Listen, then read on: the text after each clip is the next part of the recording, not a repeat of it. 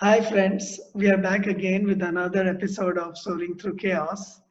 And it's always fun to meet people that I met by serendipity and who have been, in some ways, role models for me on how to continue to learn and continue to grow.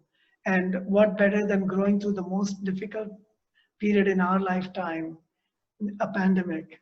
So here's Dr. Sneh Sonaiya, and we met about 4 years ago at Shri Aurobindo Ashram in Baroda in a photography class. It was a lot of fun. So our photography teacher, somehow both of us lost touch with him, but we've stayed in touch all along with my wife, Seema as well. So Sneh, what brought you to the photography class? Oh my God, yeah. Thank you so much, Mr. Shankar, for this lovely introduction. And yeah, it really makes me nostalgic when I think about the way we met. Um, back then, when I was still in the second year of my college, I was very keen about exploring new events, which would lead me to meet new and interesting people. And that seemed to me like that event seemed like, something wherein I can connect to different and interesting people. And it turned out to be in my favor, because I ended up meeting you and Seema. So that I'm really grateful to the organizers of that event, who I'm not even in touch with, but it is because of that event that I could meet you, and we could form and establish this long-term relationship, which is something I'm very grateful for. Yeah. And so, what brought you to Aurobindo Ashram? You were a medical student studying medicines, and what brought Oh you to that yeah. ashram? My basic ideology about attending such like my basic idea about attending such events was to connect with different people, and I considered that event one wherein I would be able to connect to people like you, and that was the prime reason which brought me to that event, to the Aurobindo Ashram that day. Yeah. Yeah, excellent, excellent. And I'm grateful both to the ashram itself and to the person teaching us photography and Yeah. everything. It's such a serendipity. So now I heard you've been working the last few months during the Hmm. pandemic. You have actually served in the COVID unit, COVID-19, and now you're serving in pediatrics. Can you tell us what the situation is like and how your life has changed over the last few months, few years? Oh yeah. So this entire situation was faced by the health authorities, or the hospitals, in the most unexpected manner, wherein hospitals were not prepared. At least the hospitals in Baroda were not prepared to face something like this. And when this pandemic was thrown at us right in our face, it was the time which revealed all the loopholes that existed in the healthcare system. As far as SSG is concerned, I think like in last couple of months, the situation has improved, because now ICMR and the AIMS Delhi are forming protocols about how the patient should be managed, and the guidelines for each and every level. Whereas before a few months, things were really at havoc, because there was no certainty around the management of the patients, and the suspects were kept in the same wards with the positive patients. So there were problems initially, but right now I see a proper organization, and the supplies are also managed well by the government. So that is something which has really worked well, at least as far as management of this pandemic is concerned. Yeah. It's funny because you guys are working round the clock. Many of us are sitting Yeah. at home and just watching things on television or on Television. videos and on the internet, whereas most medical professionals, especially those True. who are so close to the patients, are working round the clock. And sometimes, in spite of that, you get a lot of flack. Um, Hmm. how do you think your life has changed in terms of expectations and like people saying you're doing a great job, but you may not be getting that? In fact, I've been hearing that many doctors don't even get welcomed at homes when friends Yeah. find out that they They are are in touch working in with the COVID COVID units. patients. So how do you feel? True. How has it changed your attitude towards the life and towards your work? Yeah. So there are two things which I would like to say over here. I remember the day when I which was my first day in the isolation COVID unit isolation wards. And when I entered the wards in that heavy PP kit, and I saw the first positive patient, to my like it really felt like this entire pandemic was right in front of my face, like right in front of me. And while working in those isolation wards, I was actually seeing one or two people or three people die each and every day of all the people to whom I was serving.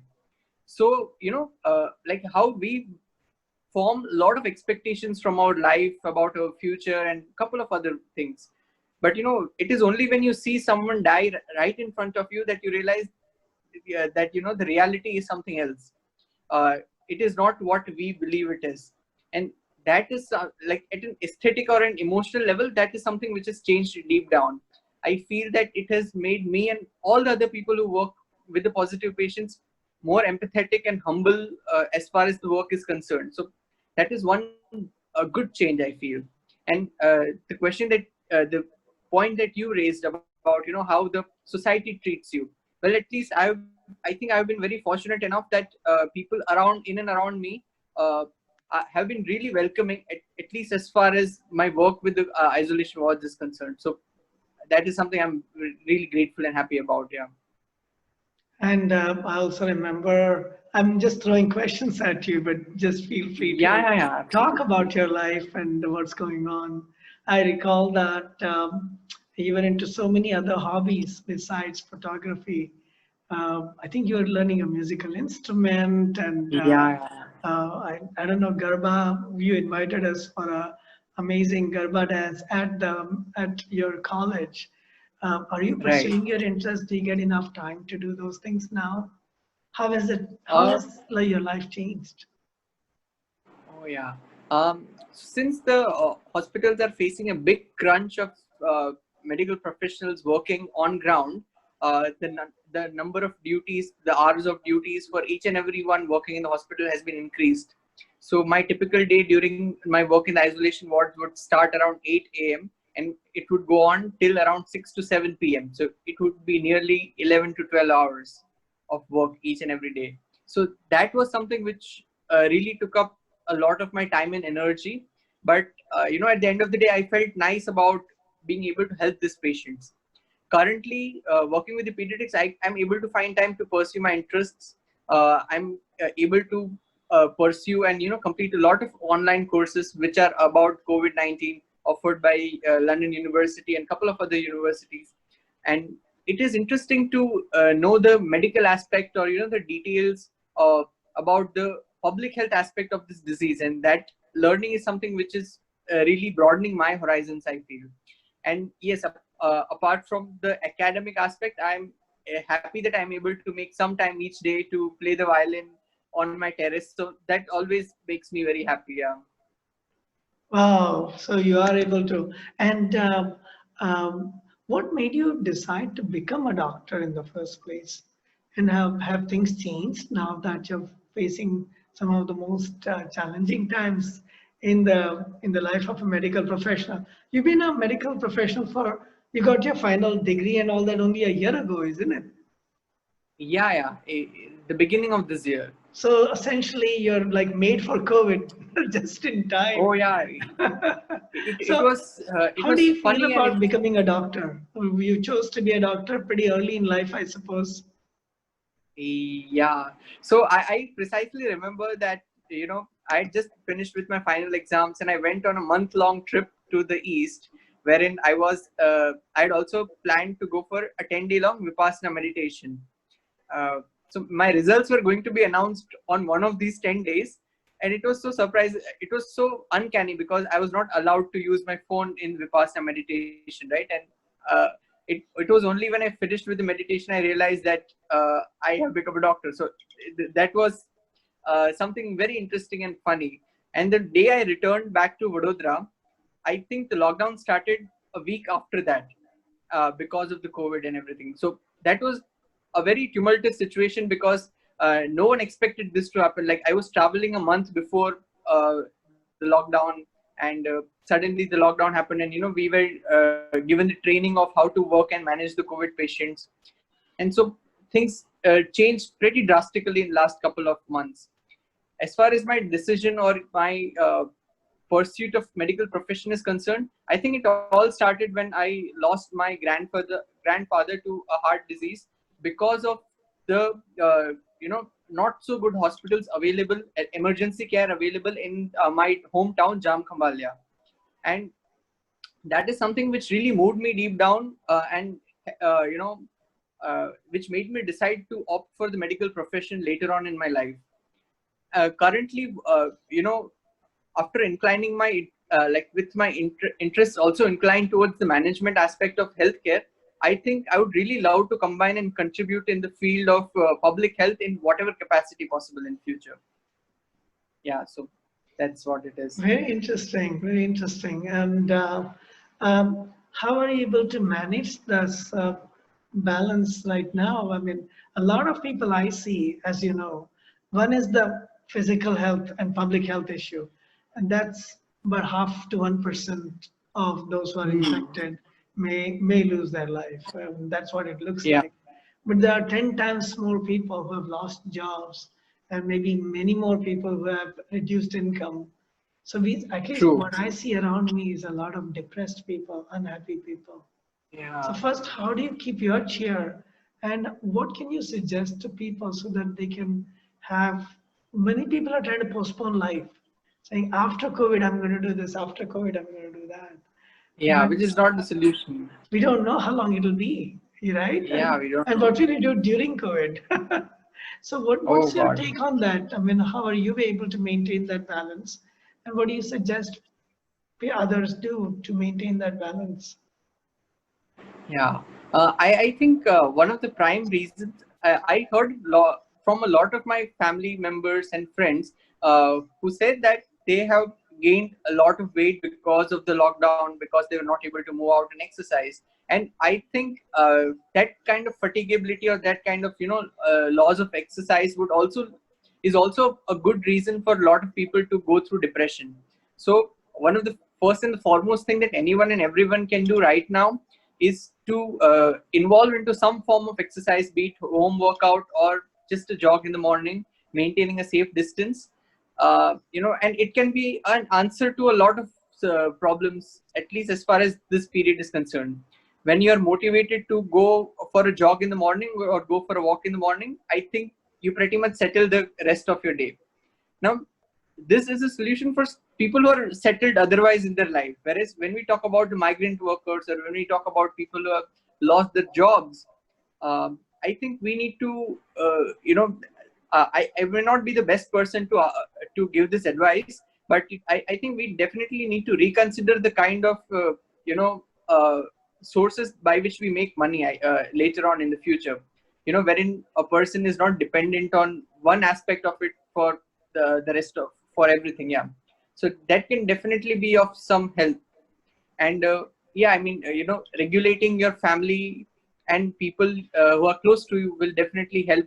Being with them will definitely help soar through this chaos. Yeah. And has your, I know you are very enthusiastic about studying further and getting specialized. Has any of that changed for you because of the pandemic? Have your career goals shifted? Not really. I think, so till date, I always used to underestimate the importance of public health in comparison to the clinical practice or the clinical medicine. And after this pandemic, me and a lot of my colleagues are realizing the importance of, the bigger picture, the importance of the public health or the preventive medicine, which was not very much talked about, at least as far as the Indian academics or the scenario in medical schools in India is concerned. So now that in the face of this pandemic, that awareness is increased, and it uh, does not weaken, but actually strengthens my faith in the goals that I want to pursue later on in future. Because we are realizing the importance of public health, preventive, and social medicine right now in the most vulnerable way possible. Yeah. So definitely it has not affected my life goals as such. And speaking of public health, one other thing I remember, I think it was Dr. Atul Gawande who spoke about it when his father was Yeah, passing.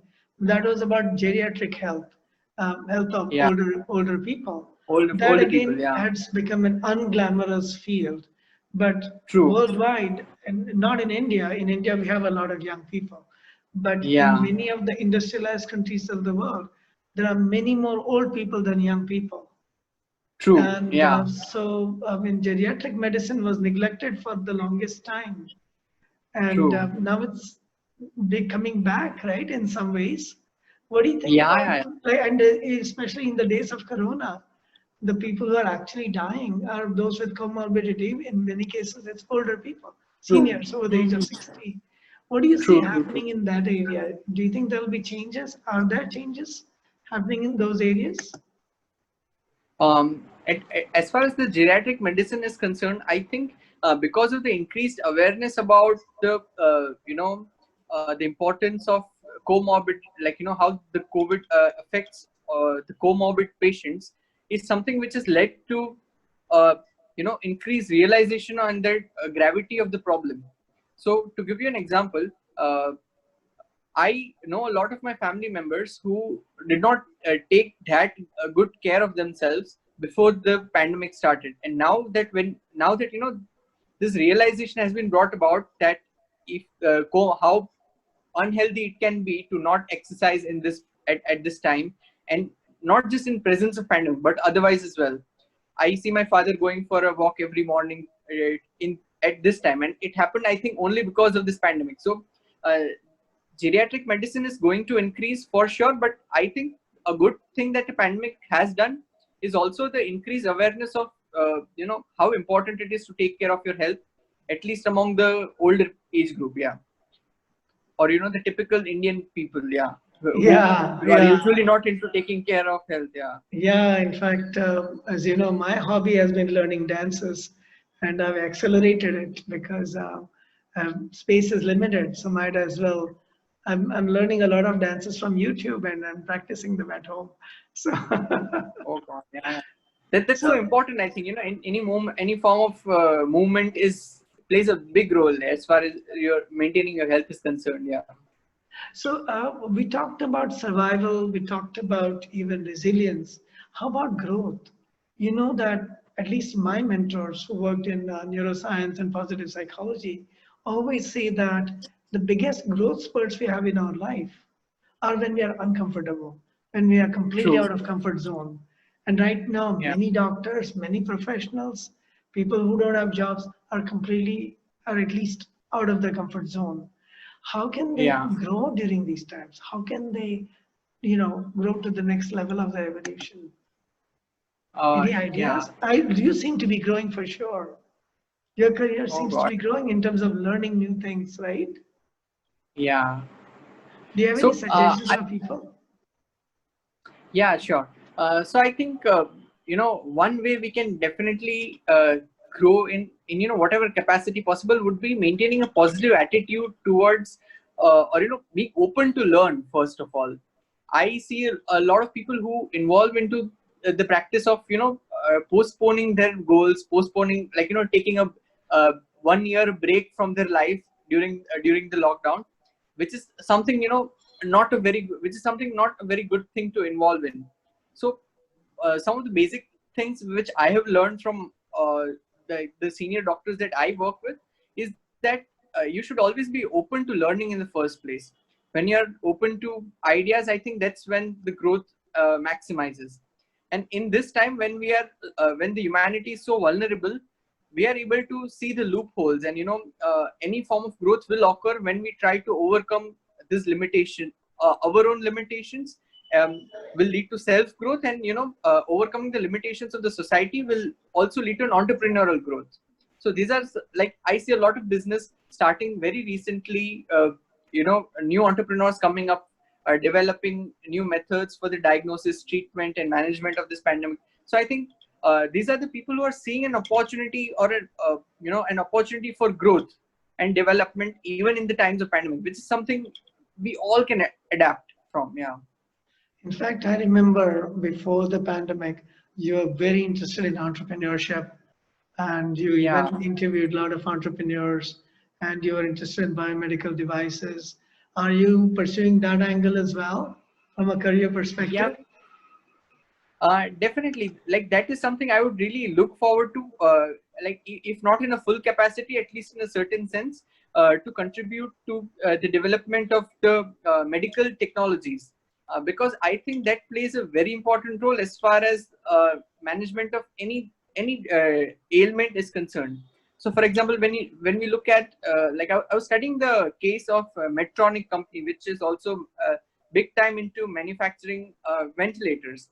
So how the companies like Medtronics or the companies like Dragon grew so tremendously, played a very important role in management of this pandemic, because they supplied say 10,000 ventilators to Italy, several thousand ventilators to Iran, and other countries.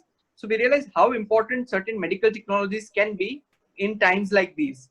So that is definitely something I would love to work in. Okay. So, Dr. Sneh, one of the things that I've noticed is that there's at least a perceived conflict between your needs and needs of your patients, or say my goals, my happiness versus happiness of people around me. Let's say you're a doctor with 2, 3 young kids and old parents, then safety of your family has to come first. But would that mean that you don't go and treat patients, especially if you are given a COVID ward? How do you resolve it? First of all, do you see this as a conflict? And secondly, if you Right. do, how would you resolve this conflict? So I think there are two aspects to it. First, when you subscribe to the field of medicine, or when you devote yourself to the field of medicine, it comes as a given that you need to be there for your patients, which is your first responsibility as a medical professional. When you sign up for the Hippocratic Oath, it is the first responsibility of any doctor to be with the patient. Now, there's a very strange dilemma or an emotional angle which comes to this when working in the COVID wards is concerned, and taking care, or the safety of your family is concerned, right?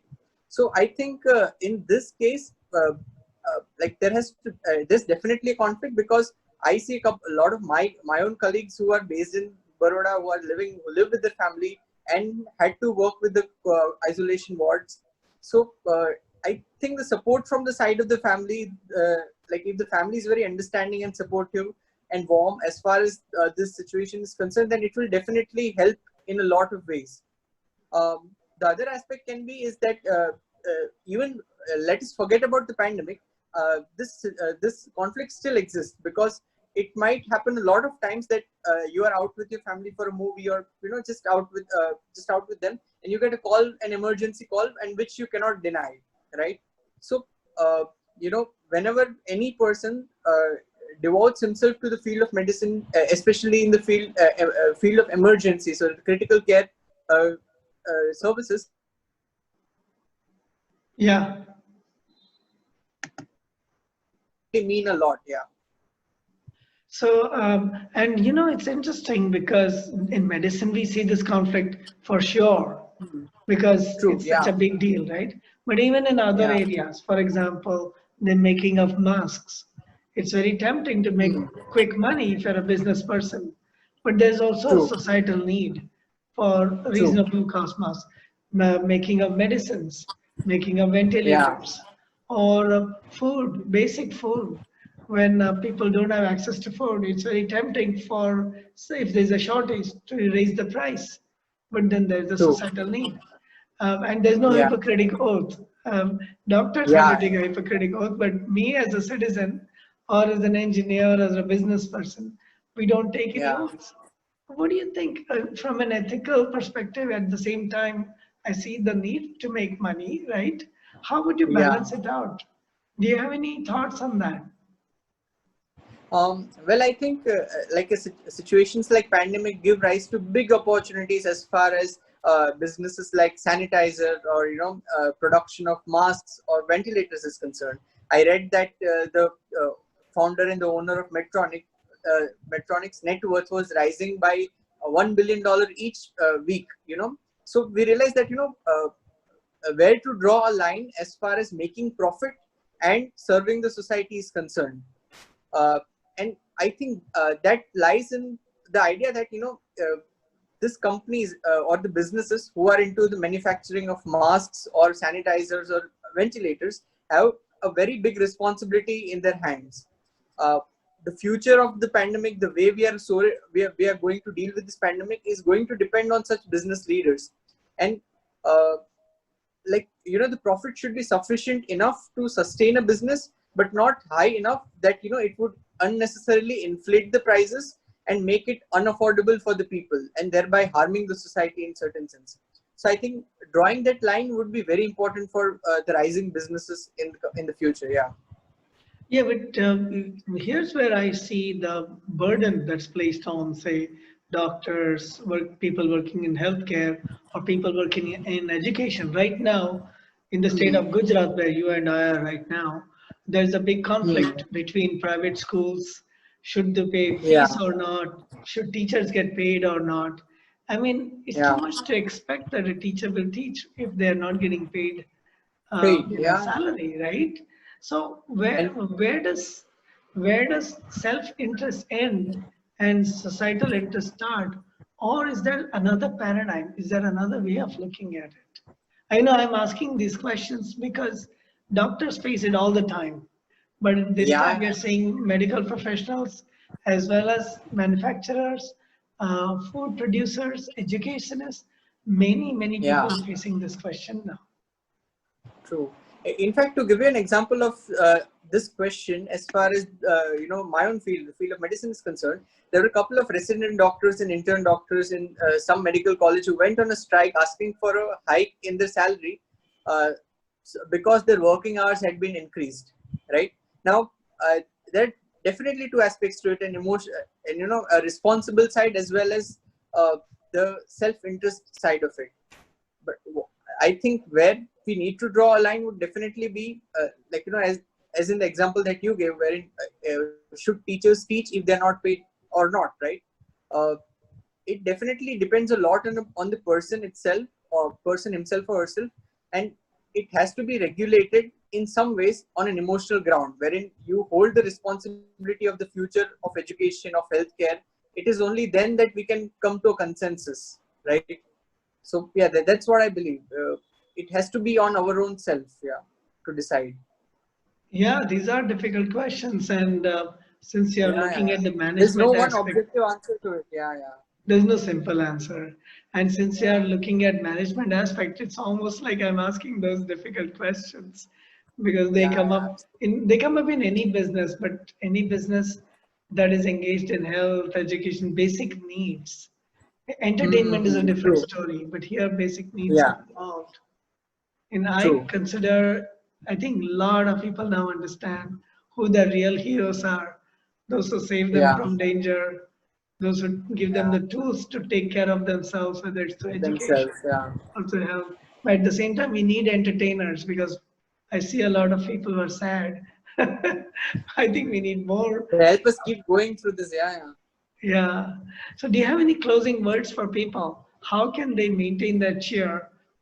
And how can they, if I'm in a totally different business, say I'm in trainings, how can I Uh-huh. contribute to people during these challenging times? Do you have any thoughts on that? Yeah. So I think, apart from the disease in a physical sense is concerned, there is a lot of there are a lot of issues in and around mental health and depression in the current times. So what we all as citizens can do is, first things first, support and be more welcoming towards each other. Like, we know that already there are a lot of chaos, like there's a lot of chaos going on in the society, and in that scenario, just being welcoming and humble to each other, or being good to each other, would make a big difference. Yeah. And apart from that, as far as you mentioned that how can one contribute as a therapist or as a mentor. I definitely think that keeping people motivated, keeping the overall level of optimism in the society high by motivating people to give their best even in the times of pandemic would lead to a big change as far as their productivity is concerned. And I think if that is boosted, then definitely it will help a lot. Yeah. Wow. So So I know we can go on forever, but yeah, I'm but sure some people are listening right now And if anybody has more questions, where can they find you, Sneh? What would be the best way to reach out to you? Yeah. Is there a website, Facebook page, anything that Yeah. where they can find you? I can definitely connect to people on Facebook. You can just search my name, Sneh Sonaiya, and it would be the first or the second available. The second would be Twitter or Instagram. I am active readily on all the three platforms, and LinkedIn would be something which I would love to connect to people with. Yeah. Okay, we will share your contact information and same with me. And it's never easy during these times to talk about the hard parts. But when I'm talking to a medical doctor, I must ask the hard questions because we are all facing Yeah. them. I don't want to pretend like it's all nice and goody goody. True. True. Yes, when True. I'm talking to a dancer, we can be a little lighter. But Yeah. and I'm grateful that you're doing the work you're doing, Sneh, and with the cheer, with the joyfulness that I see in you. Please keep it up. And to everybody out there, let's all find ways to support each other, to be there for each other. And it's time to say goodbye. Okay. Yeah. See Thank you you so soon. much. Yeah. See you Yeah. soon.